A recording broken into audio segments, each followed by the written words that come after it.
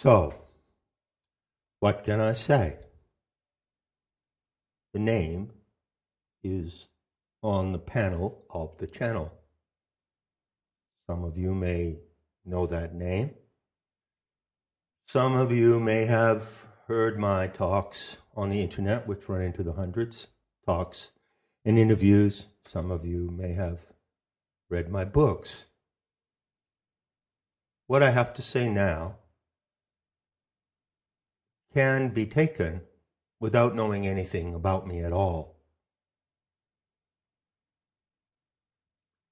Of course, you are free, to use a common expression, to go and investigate who I am and what I'm known for.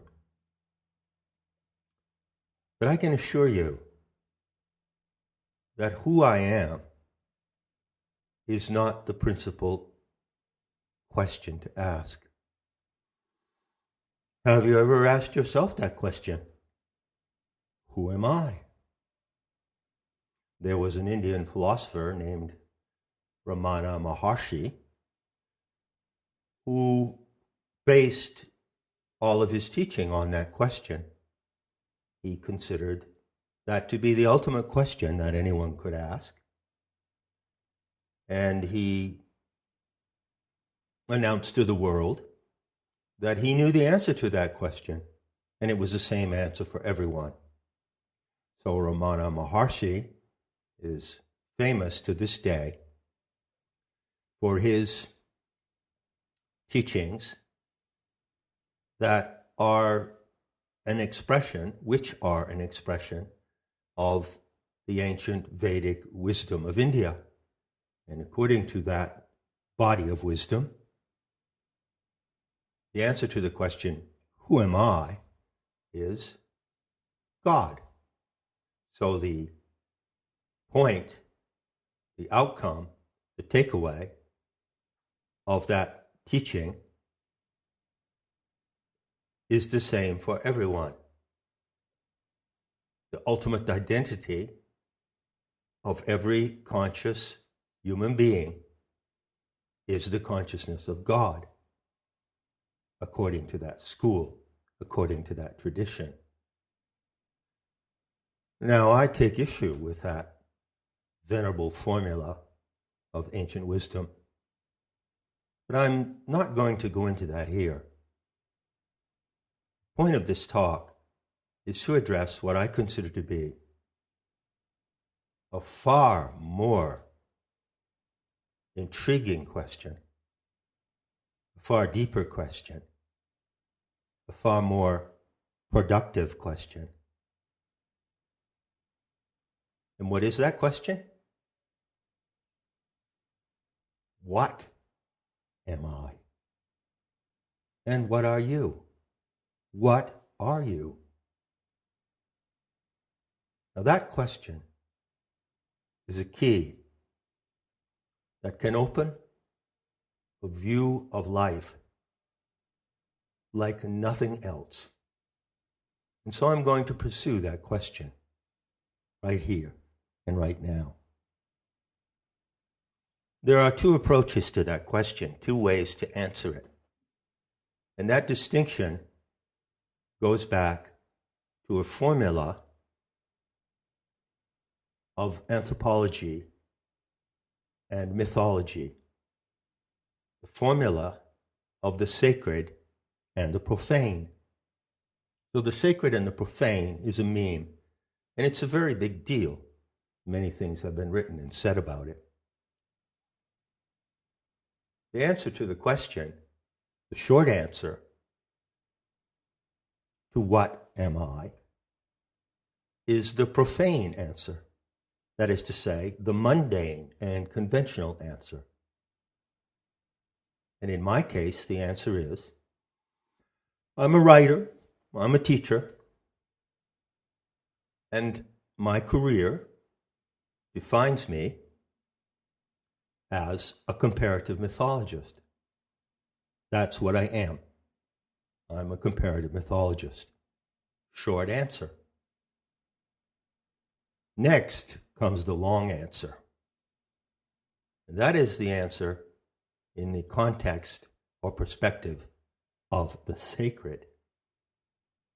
So what am I and what are you in the perspective of the sacred? And you can put a capital S on the sacred. So what do I mean by the sacred? It's essential to have a definition to agree on in order for this talk to make any sense. So I invite you provisionally to accept this definition of the sacred with a capital S. The word sacred goes back to the Sanskrit root shak, which is spelled S-A-K, and it's found in the word Shakti. And the definition of the sacred that I propose to you is not based on cultural values or opinions or interpretations. It's based on a dynamic view of the universe. The universe is an event, an action. Your life is an event within the great event of the universe. And the sacred, with a capital S, is the power that drives that event. It is the original power from which everything arises. It is the original and perpetual power present in every moment that drives the event of the universe and drives the event of your life. Sacred means power. The root sak, or shak, can be found in the word sacred and in the word sacrifice, sacrament, sacrilege. Sacrifice means to make the sacred. It means to act with the sacred in response to the sacred. And so, in order to know what you are, you need to know what the sacred is and how you have, or how you can have, a direct, conscious, and actional relation to the sacred. So I'm guessing that that definition is pretty clear. It's only provisional, as Socrates says. We construct definitions of things and we use terms simply so that we can have a conversation. We agree on those terms provisionally in order to proceed with the conversation, or in this case, with the exposition of a particular topic. So I would advise you to stay on board with me with that definition of the sacred. That is the original and foundational power that drives the event of the world. There are, of course, immediate connotations of the sacred.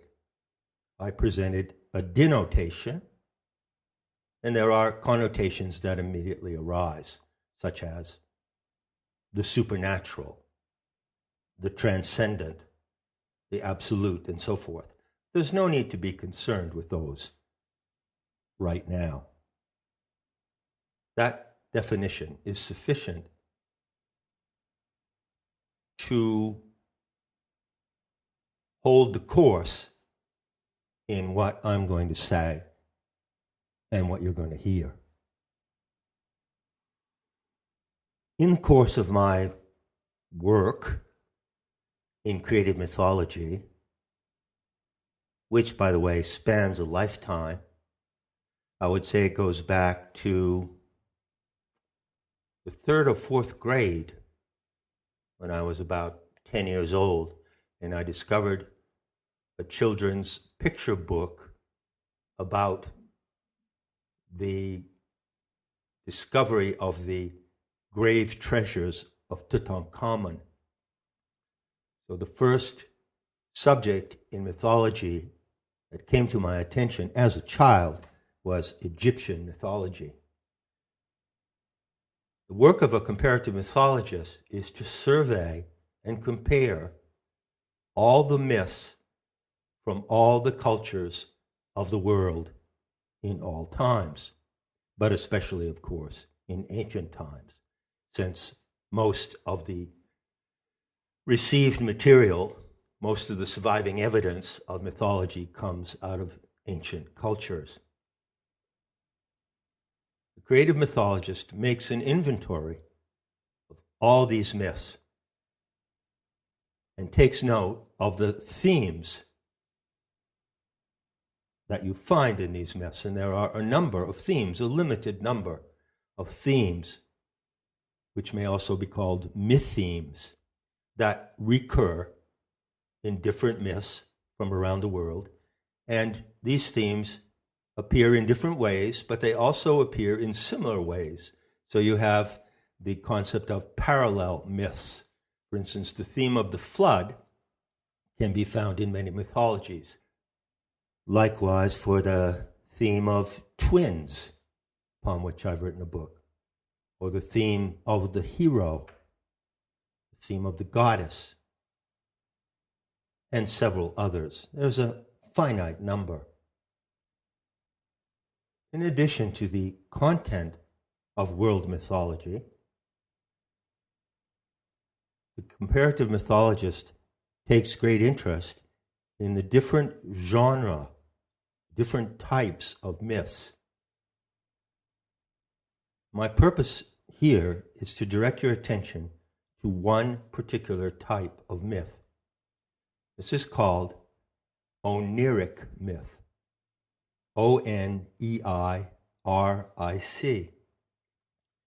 It comes from the Greek word oneros, which means dream.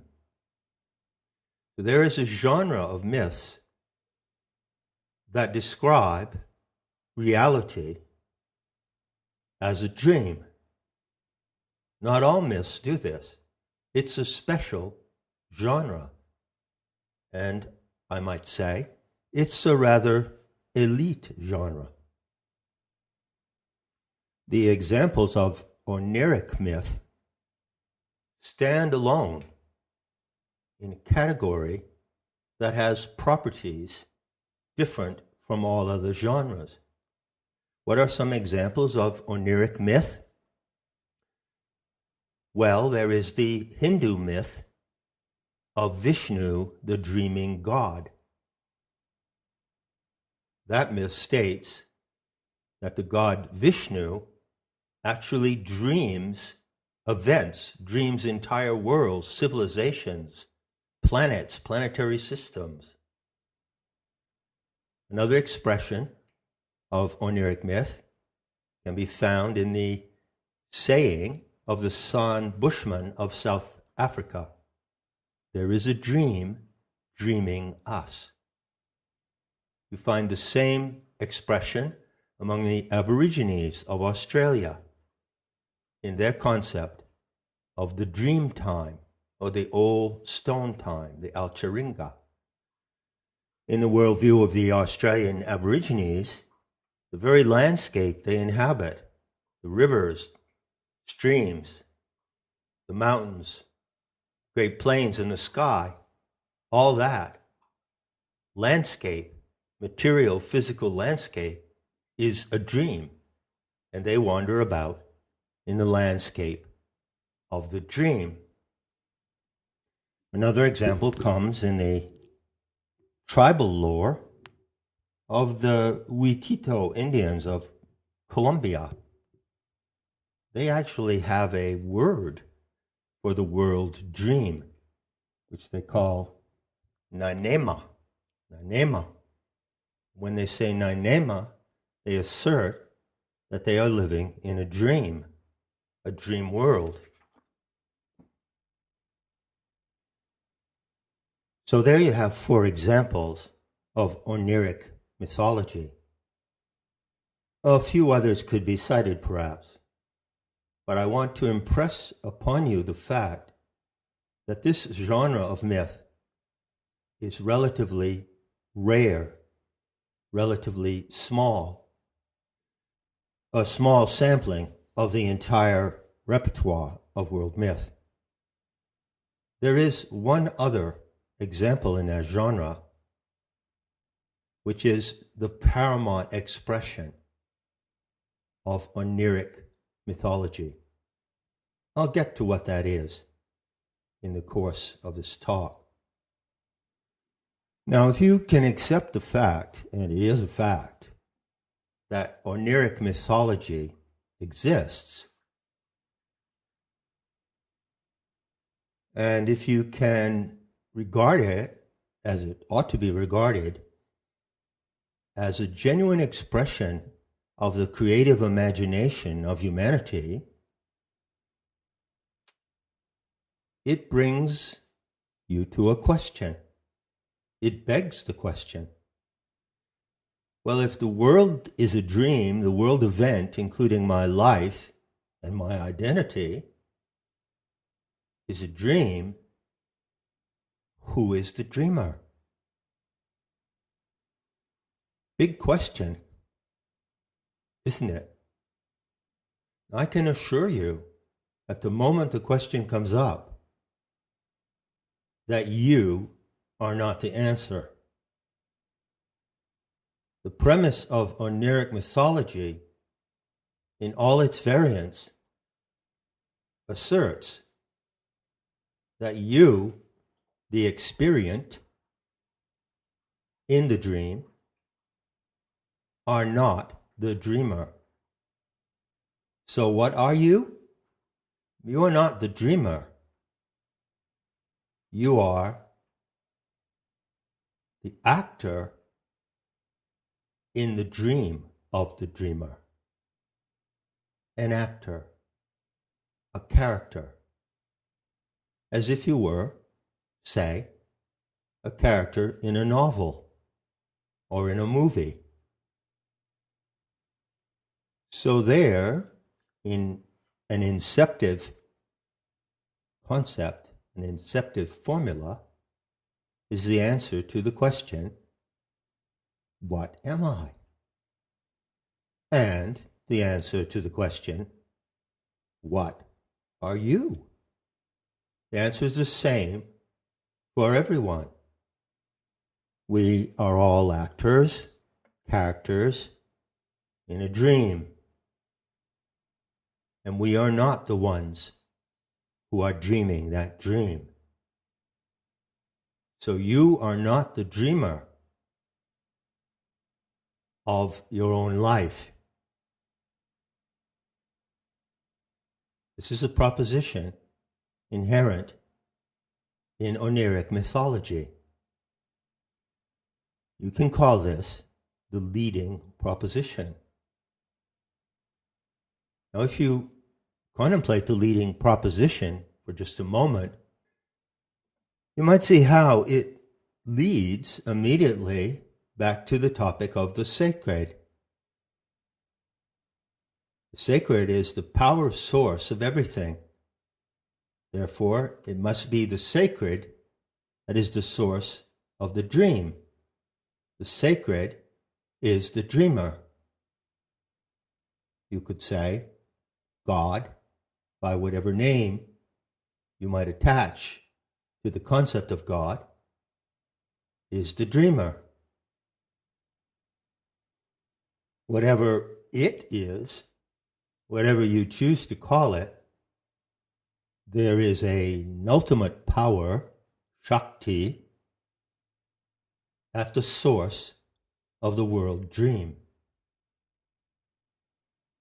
That assertion is simple enough, isn't it? It's clear enough. Yet that assertion is merely the portal to an investigation unlike any other. The investigation goes to another question. How can I, the actor in a dream, come to know the source of that dream? I have my life. I live my life. You live your life as if it were yours alone. But in fact, that cannot be so. Your life has a source. What is the source of your life? What is the source of all life? What is the connection? What is the relationship between your life in the living dream of the universe and the source of that dream? It's one thing to state the proposition, the leading proposition, that you're a character living in a dream. It's another thing altogether to make that connection. Oneiric myth is a special and exclusive category for various reasons, which come to the attention of the comparative mythologist. But this proposition, as I now present it to you, carries an opportunity. What is that? It's the opportunity for gnosis. Gnosis. The word means knowledge in Greek, but it's not just any kind of knowledge. Gnosis is knowledge of the source, the origin, the original, foundational power of all that is. Gnosis is also knowledge of the dynamic connection between that power and what comes of that power, what it supports, what it manifests. You are the manifestation of the source power, but do you have a direct access and relation to it? Gnosis is the path of direct access. And along that path, which is a learning curve, you come to know and experience many, many things. Because the dynamic that connects you to the source, that connects the actor to the dreamer, has many dimensions. For instance, if you were to come into intimate knowledge of the sacred, that is gnosis, then you would not only realize directly, existentially, in the moment, in physical reality, your connection to the dreamer, but you would also learn how the dreamer dreams everything. Not merely your life, but the natural world. Trees, rivers, clouds. You would come to know how the dreamer dreams races and civilizations. But all of those insights, all of those features of gnosis that you might acquire rely on one fundamental verification. That is the verification, the direct first-hand verification that you, who is being dreamed, knows the dreamer. You encounter the dreamer, and everything proceeds from there. Knowing the dreamer is the basis of Gnostic wisdom and the Gnostic view of life. All that being said, I invite you to return to the genre of Oneiric mythology. As I've said, it's a special category of myth. Now, given that you see its special character, it's natural to ask, how do the surviving versions of Oneiric mythology explain who the dreamer is and how to be intimate in that knowledge, how to activate and enable the knowledge of the dreamer. The question is, if you were to go and look into those examples of Oneiric mythology, you would do so with a specific purpose, to see what they tell you about the dreamer-actor dynamic, as it might be called. Needless to say, that's quite an investigation. And certainly, you would learn some things about the human psyche, about the natural world, about the sacred, transcendent dimension of reality. You might learn all kinds of things. Certainly, you would have insights and realizations in the course of that query that would be profound. And you might also become confused and uncertain.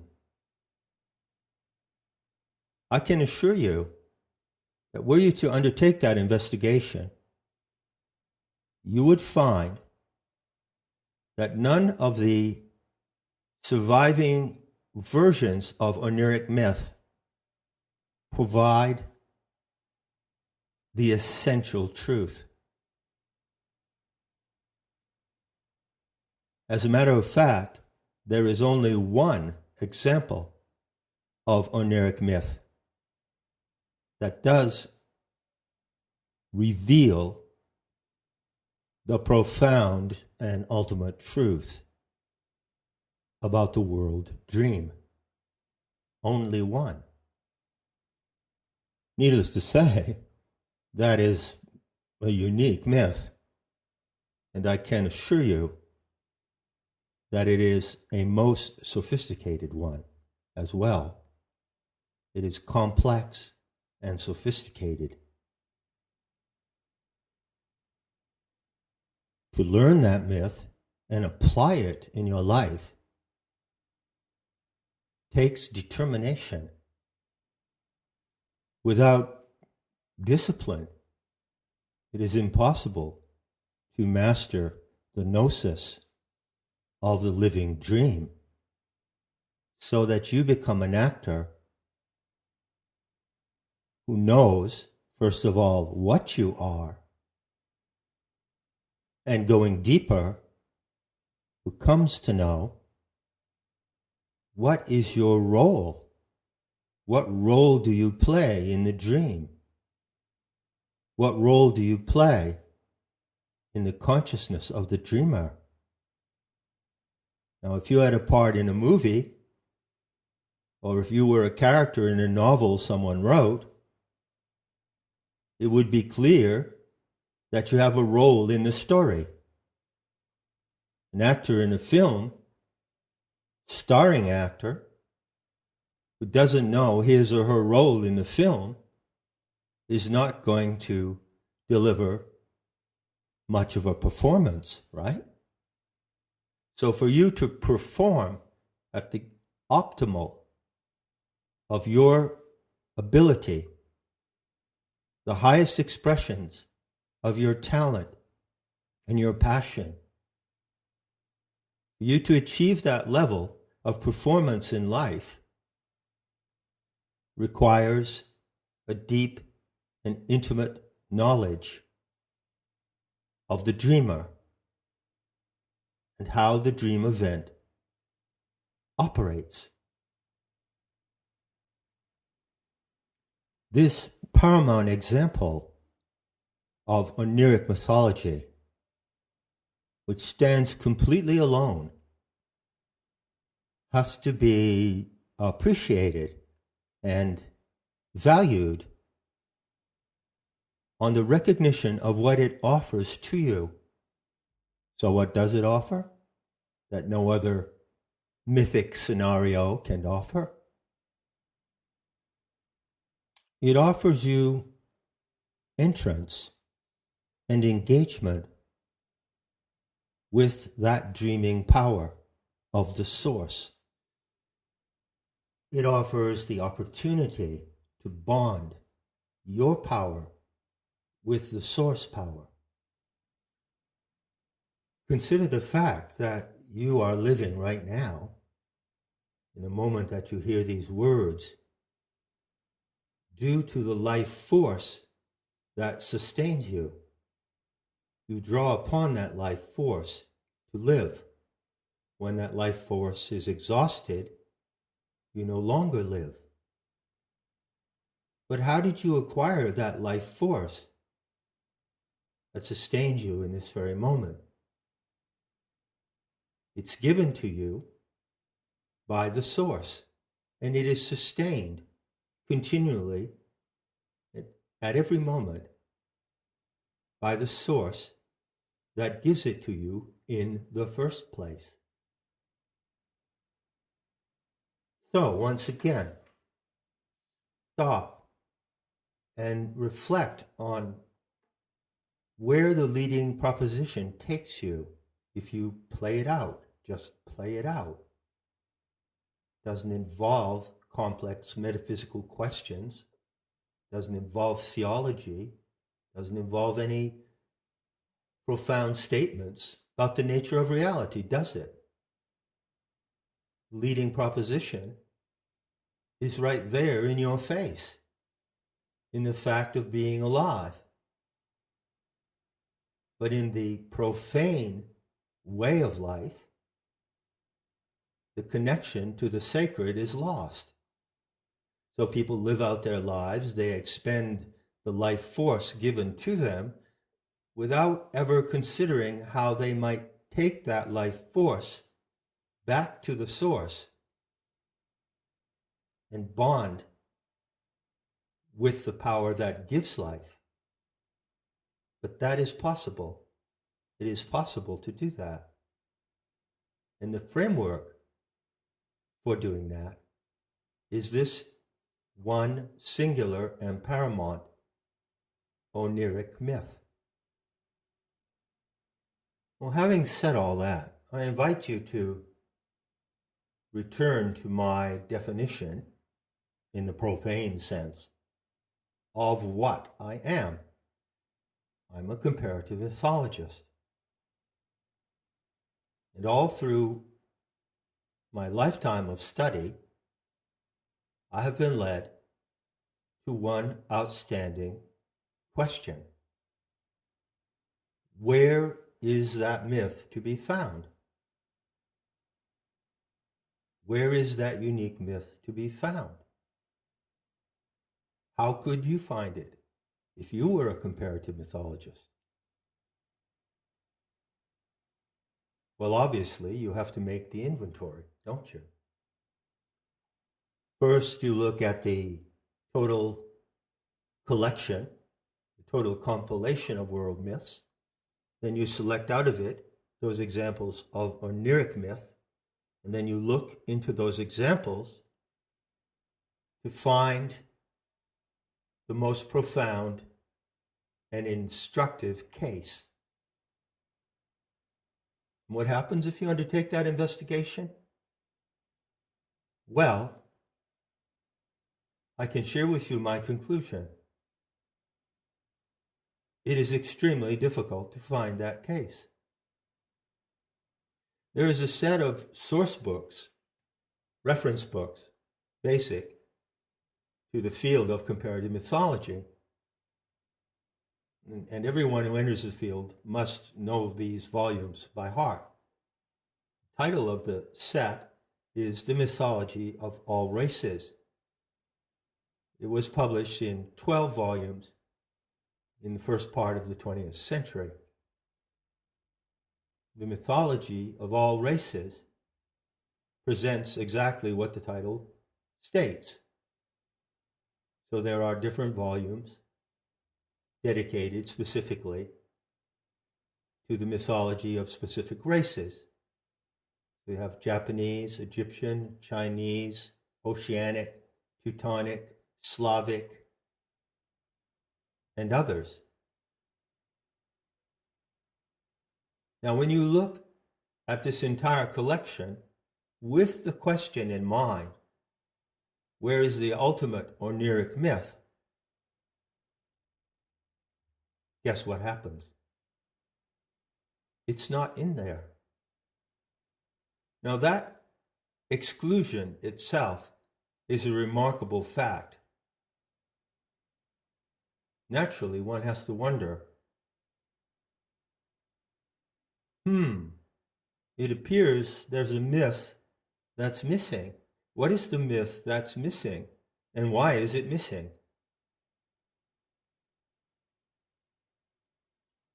Now, you might sense that this investigation I'm inviting you to undertake with me, at least I'm presenting the summary of my own investigation as a comparative mythologist.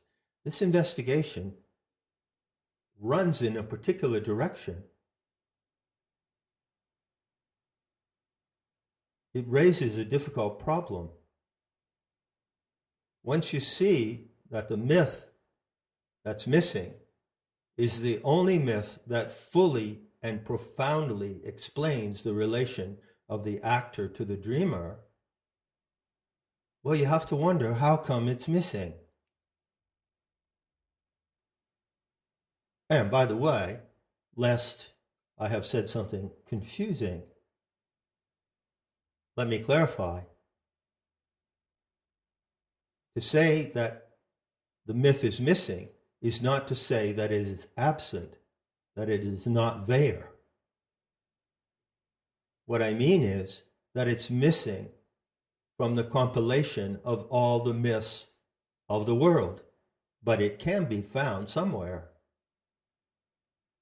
Just because it's not in that master reference collection doesn't mean that it does not exist. But in the course of the investigation, you have to go elsewhere to look for it. So where is it to be found, the myth that's otherwise missing? Well, it's to be found in the surviving materials that come from the ancient movement known as Gnosticism. And that's the only place it can be found. So finally, and here's the takeaway, there is a name for that myth. It can be called the Sophianic myth. It can also be called the fallen goddess scenario. Now, if you put fallen goddess in a search engine, you will find that the myth comes up because it is the only myth that fits that title. There are other myths, and in fact, there is a myth theme that occurs all around the world, from, say, Melanesia to the Middle East, and even into South America. There is another myth theme of the descending goddess, the goddess who descends into the underworld. But upon close examination, it is clear that these examples of the descending goddess theme are not the same as the fallen goddess theme. There is only one example of the fallen goddess theme. That is what you find in the materials that survive from the teachings of the Gnostics, who are known to be the founders and directors of what are called the mysteries or mystery schools of the ancient world. The mysteries were the great institutions of initiation and spiritual learning of pagan, pre-Christian Europe and the Mediterranean basin and the Near East. So it can be said in conclusion that the Gnostics who directed those mysteries had a master narrative. This master narrative is unlike any other myth in the world. It is an Oneiric myth of a unique character and bearing, and of a unique application, many applications actually. In other words, It is an experiential and existential myth that you can live here and now. It is, in fact, the story to guide the human species. It is the ultimate tool of guidance for humanity. You can call it the secret teaching of the mysteries. The fact that that myth is missing from the compilation of world mythology is not due to the fact that it was withheld from the world or kept secret. Actually, it was taught in various ways outwardly. And at the time of the turning point in history, known as the beginning of the Christian era, the teachers of the mysteries were prepared to bring this myth out to the public at large, to present a version of it that would be accessible to all people. Whereas up until that time, the master narrative that they developed over many, many centuries was preserved and protected in their inner circles. However, as events unfolded and the Gnostics came forth to present this myth, they were met by tremendous opposition. They were persecuted and murdered. Their schools were destroyed. Their vast libraries of knowledge and research, such as the Library of Alexandria, were destroyed. There was tremendous opposition to the Gnostics, who were on the verge of bringing forth this myth into the world as it is now in the world.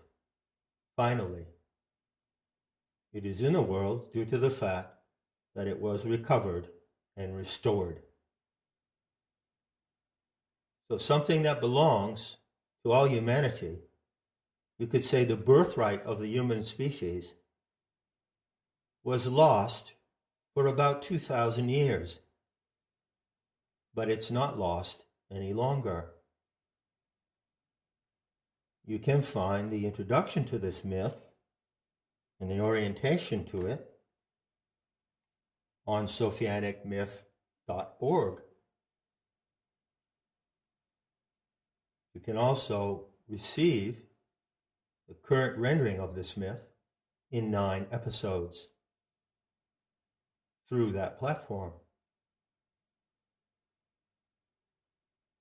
Now, as I bring this talk to its conclusion, I invite you, if you take any interest in this great topic, consider two questions in one. First, who originated this myth?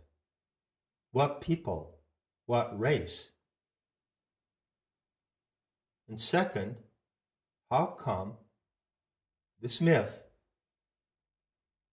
and the vast body of Gnostic intel that comes along with it was the target of destruction? Who wanted to destroy it and why? Well, those are several questions, but you get the drift. If you take any interest in the Sophianic myth, if you're willing to recognize its unique character, it might engage your passion. In fact, it must engage your passion. Otherwise, you cannot really benefit from what this myth has to offer. If you have a passionate interest in knowing the answer to those final questions, then I'll see what I can do to cover the matter in another talk. And for now, that's all I can say.